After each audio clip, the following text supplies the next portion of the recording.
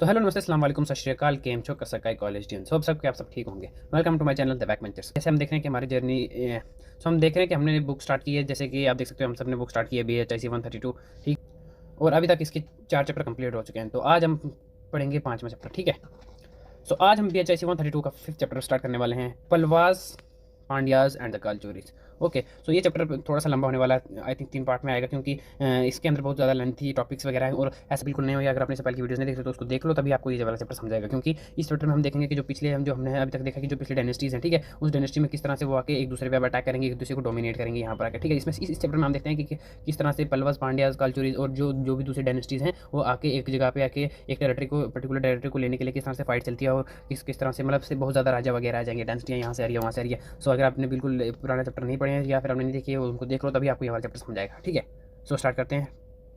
सबसे पहला टॉपिक होता है हमारा पलवास के बारे में। पलवास के बारे में मैंने आपको पहले भी पिछली वाली वीडियो में भी बता दिया, बेसिक इंट्रोडक्शन किया था कि किस तरह से पलवास जो थे वो सातवाहनास के जो सातवाहनास के जो आगे किस तरह से पलवास जो थे सातवाहन के फेडरेटरीज थे, और किस तरह से वो मतलब सातवाहनास से निकल आए थे। जब हम देखते हैं कि जब सातवाहना एम्पायर का डिक्लाइन होता है तो तब किस तरह से जो पलवास है वो राइज करता है, क्यों, ठीक है। क्योंकि कहीं ना कहीं जब एक सातवाहना जो एक टेरिटरी थी वो बहुत ही बड़ा रीजन था, एक बहुत ही बड़ा किंगडम था, और उससे जो ये कहीं ना कहीं लोकल लेवल पे बहुत सारी टेरिटरीज जो है बहुत सारी डायनेस्टीज जो हुई थी वो इंडिपेंडेंट हुई थी, ठीक है। सो उसमें से एक ये भी थी पलवास, ठीक है।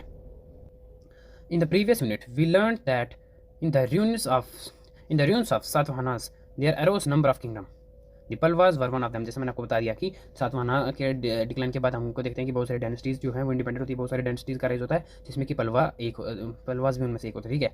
दे वर feudatories of Satavahanas who came into power after the downfall of their overlords. It is much debated. Some historians trace their origin with the Pahlwas or Pratihara, or with the Pahlwas or Parthians, who were a principal political power in ancient Iran, ruling from 247 BCE to 224 CE, while others believe that their origin was indigenous and not foreign, that they were an indigenous tribe or a clan or maybe a caste, ठीक है। तो इस paragraph में हमें क्या देखने को मिलता है, हमें क्या जाना कि जो ये यहाँ पे बताया, हम आपको बता रहे हैं कि जो सातवाहना टेरिटरी थी उसके डिक्लाइन के बाद बहुत सारी टेरिटरीज उसमें आती है, जिसमें कि पलवा भी एक होती है। और कहीं ना कहीं जब हम बात करते हैं हिस्ट्री की, तो हिस्टोरियंस में हमेशा कहीं डिबेट चलती है किसी टॉपिक पे, क्योंकि किसी हम बहुत सारे सोर्सेज हिस्ट्री के, सो अलग अलग हिस्टोरियन का अलग अलग मानना होता है। सो उसमें हम देखते हैं कि जैसे होता है कि जो पल्लवों की ओरिजिन की बात आती है, जब पल्लवों की ओरिजिन की बात आती है तो उसमें देखते हैं कि अलग अलग हिस्टोरियन ने अपना अपना बताया हुआ। कुछ उन्होंने बताया हुआ कि जो ये एंशियंट पुराने टाइम के जो पार्टियंस थे या वहाँ से आए हुए हैं, या फिर जो कि ईरान की रूलिंग जो कि कहीं का एक ईरान जो बाहर की कंट्री है वहाँ से बिलोंग करते हैं, या फिर और कुछ हिस्टोरियंस ने बताया कि नहीं ये इंडिया के अंदर ही है, एक इंडिया के इंटीरियर ही है, ठीक है। सो इतिहासकार की अपनी अपनी पॉइंट ऑफ व्यू, अपना अपना पॉइंट ऑफ व्यू है, ठीक है। It has been suggested that they were associated with Vakataka clan. Vakatakas के बारे ये भी माना जाता है कि इनका कहीं ना कोई लिंक या इनका कोई ना कोई एसोसिएशन वाकाटाका क्लैन के साथ भी है, ठीक है। Another theory look at the role of matrimonial alliance to explain their origin and propounds that Pahlava minister of western Kshatrapas through matrimonial alliance acquired the throne of Kanchi. देखो हमको अभी तक हम इसमें हमने से भी ये देखा कि वही बात है बार बार कि सातवाहन निकलने के बाद पल्लव जिस तरह से राइज और उनके ओरिजिन के बारे में बात कर रहे हैं कि किस तरह से अलग अलग इतिहासकार है अपने अपनी राय दे रहे हैं कि उनका ओरिजिन कहीं ना कहीं कहाँ से हुआ। कुछ हमको बोलते हैं कि ये बाहर से आए हैं, ठीक है, ईरान का जो क्लैन है, फिर ईरान में टेरिटरी है जो वहाँ ईरान के पार्टियंस थे वहाँ हैं। लेकिन कुछ हमको बताते हैं कि जो ये इंडिजीनियस है, ठीक है, कहीं ना कहीं ये इंडिया के अंदर से ही है, ये कहीं ना कहीं या फिर एक क्लैन रहा होगा या फिर कहीं ना कहीं एक कास्ट रही होगी, ठीक है। लेकिन हमको कुछ ये भी बताते हैं कि मैट्रिमोनियल अलायंस की वजह से इनका कहीं ना कहीं ओरिजिन हुआ, कि जिस तरह से मैट्रिमोनियल अलायंस में क्षत्रपास आया और उसने कांची का जो थ्रोन है वो एक्वायर किया, ठीक है। सो अलग अलग इतिहासकार की अपनी अपनी राय है इनके ओरिजिन पे। He married to the daughter of Shivaskanda Naga Shatkarni. Some also believe that they were the descendants of Chola princes and Naga princes of Manipallavam, ठीक है। सो यहाँ पर पल्लवों की कहीं ना कहीं वही राइज की बात हो रही है। एक और थ्योरी है कि जैसे हम देखते हैं कि जो पिछले में हमने पढ़ा कि किस तरह से जो क्षत्रप का जो मंत्री है, क्षत्रप का जो क्लैन का जो मंत्री है, उसने कांची की थ्रोन पे जो कांची का जो थ्रोन था वो हासिल किया, किस तरह से, क्योंकि उसने जो शिव स्कंदर नाग शतकर्णी है उसकी डॉटर के साथ शादी की और कांची का थ्रोन हथिया लिया, ठीक है। जो कांची का राज सिंहासन था वो पाया। और ये भी देखने को मिलता है कि वो चोलाओं के राजकुमार थे या फिर जो मणि पल्लवम की जो प्रिंसेस थी, और ये भी देखने को मिलता है कि मणि पल्लवम के नाग राजकुमारी के वंशज थे, ठीक है वो। In order to understand their political history, their rule can be broadly divided in and studied under two main section। ठीक है, जो पल्लव जो थे वो कहीं ना कहीं उनका बहुत लंबा टाइम पीरियड था, वही बहुत ही लंबे टेरिटरी थे। ठीक है, सो हमको जब भी उनके बारे में पढ़ते हैं तो हमको हम दो पीरियड में या फिर दो कैटेगरीज में हमको डिवाइड करते हैं। ठीक है, the early Pallava and the imperial और लेटर पल्लवास। जो अर्ली पल्लवास, क्योंकि ये दो टाइम पीरियड क्यों आए, क्योंकि जब ये अर्ली पल्लवास थे उनके बाद जब कोई ना कोई डोमिनेट टेरिटरी या जो डोमिनेट डायनेस्टी इनके ऊपर कोई बाहर से एक डोमिनेट डायनेस्टी आई और उसने जो पल्लवा का जो एक एरिया था उसको कैप्चर कर लिया ब्रीफ पीरियड ऑफ टाइम के लिए। ठीक है, सो बाद में दूसरे पल्लव आए और उन्होंने अपने टेरिटरी को छुड़ाया और वापस से राजा बने। सो जब फर्स्ट और सेकंड पल्लव डायनेस्टी जो दो टाइम पीरियड है, ठीक है, इंपीरियल और अर्ली और इंपीरियल, उसके बीच में एक दूसरी डायनेस्टी आई और जो सेकंड है उसने फर्स्ट इस डायनेस्टी को हरा के अपना रूल वापस ले लिया। सो इस दोनों डायनेस्टी के बीच के जो टाइम पीरियड इसलिए अलग अलग टाइम दो इसलिए ये इंपीरियल और अर्ली में पढ़ते हैं। ठीक है, इसको अर्ली मतलब जो पहले वाले फर्स्ट टाइम के, तो इंपीरियल उसके बाद लेटर, इसको हम लेटर बोलते हैं। ठीक है, of history of early Palwas are yet not very clear, and we have more information on history of imperial Palwas starting from 6th century CE. A major part of history and later is about continuous battle between Chalukyas of Vatapi or Badami and the imperial Pallavas. So हमको ये देखने को मिलता है कि जो early Pallavas, ठीक है, हमको उनके बारे में इतने ज़्यादा सोर्सेज नहीं मिलते, इतनी सारी इन्फॉर्मेशन नहीं मिलती, लेकिन हम देखते हैं कि 6th सेंचुरी के बाद जिस तरह से जो सेकंड इंपीरियल पल्लवास आए या फिर लेटर पल्लवास आए उनके बारे में हमको रिसोर्स मिल जाते हैं। ठीक है, उनके बारे में हमको इन्फॉर्मेशन मिल जाती है कि किस तरह से उन्होंने चालुक्य ऑफ बादामी के साथ, चालुक्य ऑफ वातापी के साथ बैटल्स लड़ी और कहीं ना कहीं उनका इतिहास आ जाता है देखने को मिलता है। It is difficult to establish an accurate or early Pallava rulers. Some scholars believe that Veer Kurch was the first important emperor of early Pallavas. He is believed to have married to the Naga princess, who is supposed to belong to Satvahana family. When the Satvahana dynasty declined, he became independent. His grandson Kumar Vishnu made Kanchipuram his capital. During his region of the last rule of early Pallavas, the Kalabhars invaded the kingdom and defeated. This brought an end of rule of early Pallavas. So कि इसमें हम ये पता लगता है कि जब early Pallavas की जो वंशावली है, ठीक है, किस तरह से उनका वंश चला रहा है या फिर सबसे पहले राजा कौन था, उसके बाद कौन था, ठीक है, या उनके सो इसमें मतलब ये है कि उनका जो वंशावली, ठीक है, जो उनका वंश चलता है उसके बारे में हमको कहीं ना कहीं इतनी अच्छी इन्फॉर्मेशन नहीं, इतनी सटीक इन्फॉर्मेशन नहीं है, लेकिन हमको सोर्स में देखने को मिलता है कि जो वीर कुर्श था वो अर्ली पल्लवास के जो सबसे फर्स्ट अर्ली पल्लवास को जो सबसे फर्स्ट और डोमिनेंट और इंपॉर्टेंट रूलर रहा है वो है वीर कुर्श। कौन है? वीर कुर्श। ठीक है, सो वीर कुर्श ये माना जाता है कि उसने जो सातवाहना फैमिली की एक प्रिंसेस थी, नागा प्रिंसेस थी, ठीक है, उससे शादी कर ली थी। लेकिन देखने को मिलता है जो सातवाहना जो टेरिटरी थी, जो बहुत बड़ा किंगडम था और उसके बहुत सारे लोकल फेडरेटरीज थे, लोकल किंगडम में थे। ठीक है, सो उस लोकल किंगडम में से कहीं ना कहीं एक पल्लवास था। ये बात मैं बहुत बार रिपीट कर चुका हूँ अब तक, आई होप कि आप सबको बैठ जानी चाहिए दिमाग में। ठीक है, उस पल्लवा बहुत सारी टेरिटरी लोकल किंगडम थे, उसमें से एक था पल्लवा। ठीक है, सो पल्लव के एक राजकुमार जो थे वीरकुर्श, जो इंपॉर्टेंट था, उसने सातवाहना की एक प्रिंसेस के साथ मैरिज कर ली और जब सातवाहना जो थे वो डिक्लाइन हो गया, सो ये अपने पल्लव जो थे वो अपने आप इंडिपेंडेंट हो गए और पल्लवों का राइज हो गया। ठीक है,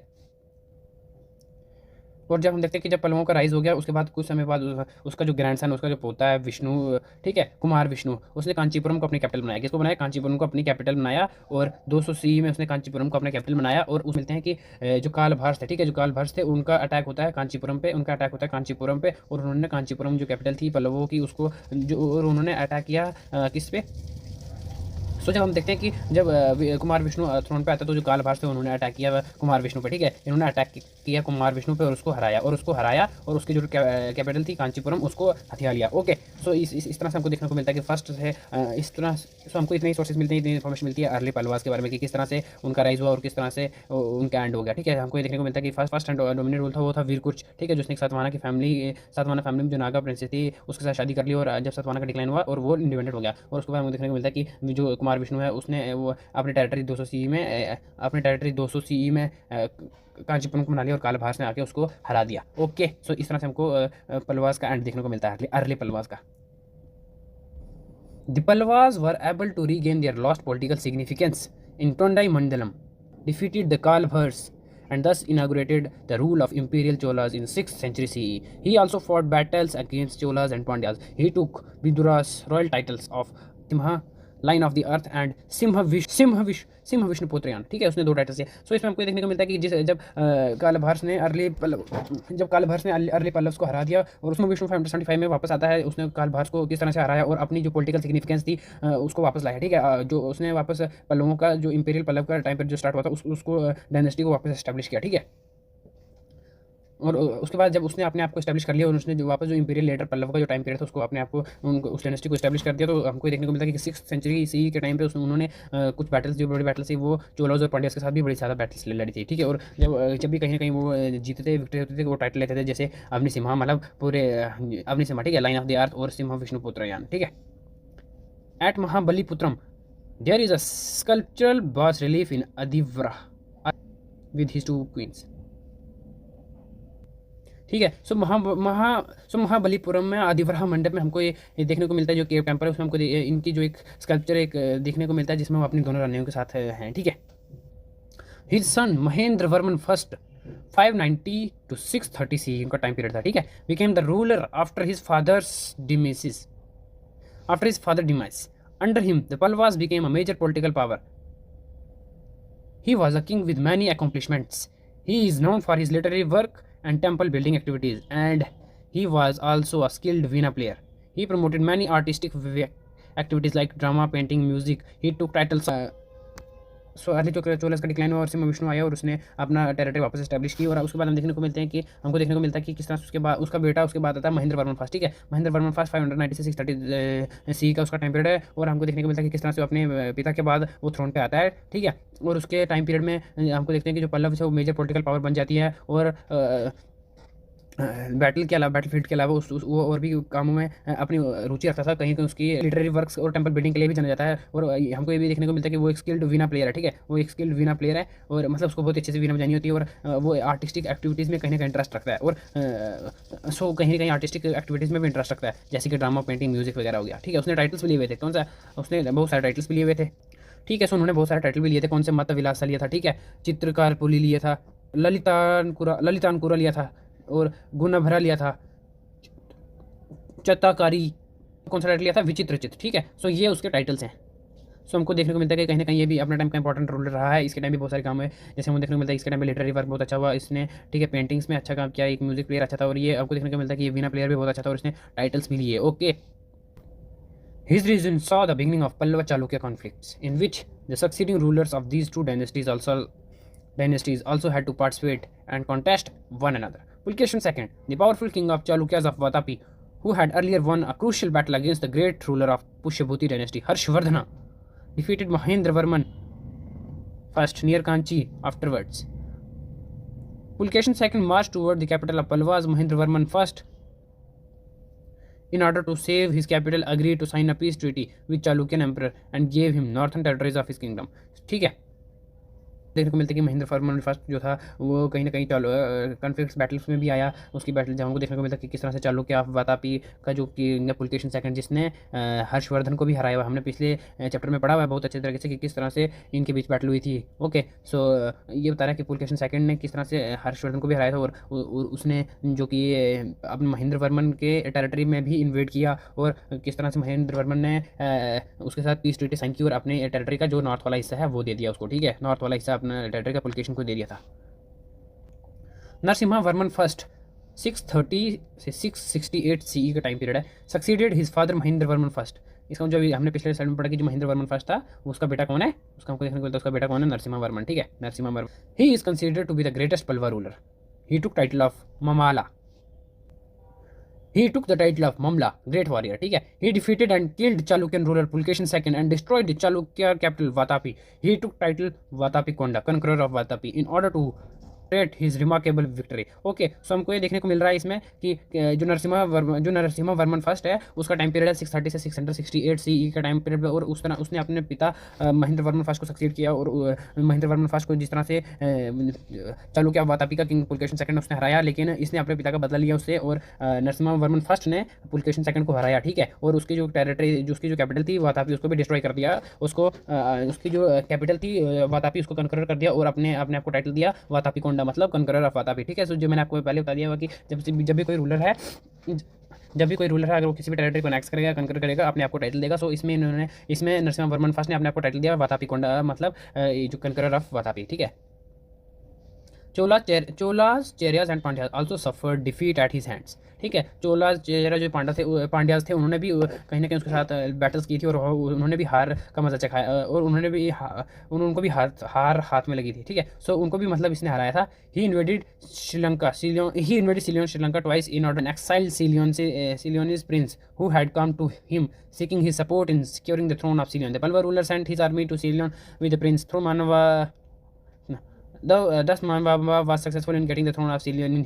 His success was not long lasting. ठीक है, सो हमको देखने को मिलता है कि जो श्रीलंका का एक प्रिंस था उसने भी किस तरह से अपने हेल्प मांगी थी नरसिम्हा वर्मन फर्स्ट से अपने राज्य को बचाने के लिए। और हमको देखने को मिलता है कि नरसिम्हा वर्मन फर्स्ट ने अपने 2 टाइम अपनी आर्मी भेजी थी श्रीलंका में और इस प्रिंस का राज्य को बचाने के लिए। ठीक है, महेंद्र वर्मन सेकंड। अब हम देख रहे हैं कि पिछले बार नरसिम्हा वर्मन पहले सबसे फर्स्ट महेंद्र वर्मन फर्स्ट, फिर नरसिम्हा वर्मन फर्स्ट, अब महेंद्र वर्मन सेकंड। ठीक है, सो मतलब ये इसके दादू है, मतलब महेंद्र वर्मन फर्स्ट का ग्रैंडसन हुआ महेंद्र वर्मन सेकंड। ठीक है, अपने दादा के नाम पर इसका नाम रखा गया। महेंद्र वर्मन सेकंड 668 to 670, छोटा सा ही टाइम पीरियड रहा, was the next ruler. His reign was short. Enmity between Pallavas and Chalukyas caused political disturbance in the Pallavan kingdom. Chalukyan king Vikramaditya I, with the help of Western Ganga's emperor, defeated and killed Mahendravarman II. This time, the Pallava capital Kanchipuram was captured and brought under the rule of Chalukyas of Badami for a brief period of time. ठीक है, हमको देखने को मिलता है कि Mahendra Varman second का जो टाइम पीरियड था वो बहुत ही शॉर्ट था, 2 सालों के लिए था सिर्फ। ठीक है, 2 ईयर्स के लिए था। वही हमको देखने को मिलता है कि चालुक्यास ऑफ वातापी, जो चालुक्यास का जो चालुक्यास जो किंग था, जो रूलर था विक्रमादित्य, उसने जो महेंद्र वर्मन सेकंड था उसको हराया, उसको मार दिया और उसकी जो टेरिटरी थी कांचीपुरम, हमको देखने को मिलता है कि किस तरह से कांचीपुरम एक शॉर्ट पीरियड ऑफ टाइम के लिए जो है चालुक्यास के हाथ में आ गई थी। ओके, परमेश्वरा Varman first 670 to 690 CE made several attempts to defeat the Chalukyans, in which he was successful in the end. To celebrate his victory over Chalukyas, he took titles of Parmeshwara first. ठीक है, जो परमेश्वर Varman first था उसने चालुक्यों को हराने के लिए कई प्रयास किए, कई अटेम्प्ट किए और जिसमें वो आखिर में उसको हराने में सक्सेसफुल हो गया। ठीक है, और उसने उनको जब हराया था तो अपना उनको हराने के बाद उसने भी कुछ अपने पिता की तरह कुछ टाइटल्स लिए थे। ठीक है, to celebrate his victory over Chalukyas he took titles of Ugradanda, ruling with rod of iron and destroyer of city of Ranarasika. ठीक है, सो हमको देखने को मिलता है कि किस तरह से परमेश्वर वर्मन फर्स्ट ने जब चालुक्यास को हराया और उसने टाइटल्स लिए उग्रदंडा, ठीक है, और डिस्ट्रॉयर ऑफ रणसिका। ठीक है, रणसिका एक टाइटल थी, क्या सिटी थी चालुक्यास को, और उसने उसको मतलब हराया था, सो इसलिए इसने ये टाइटल लिया। ओके,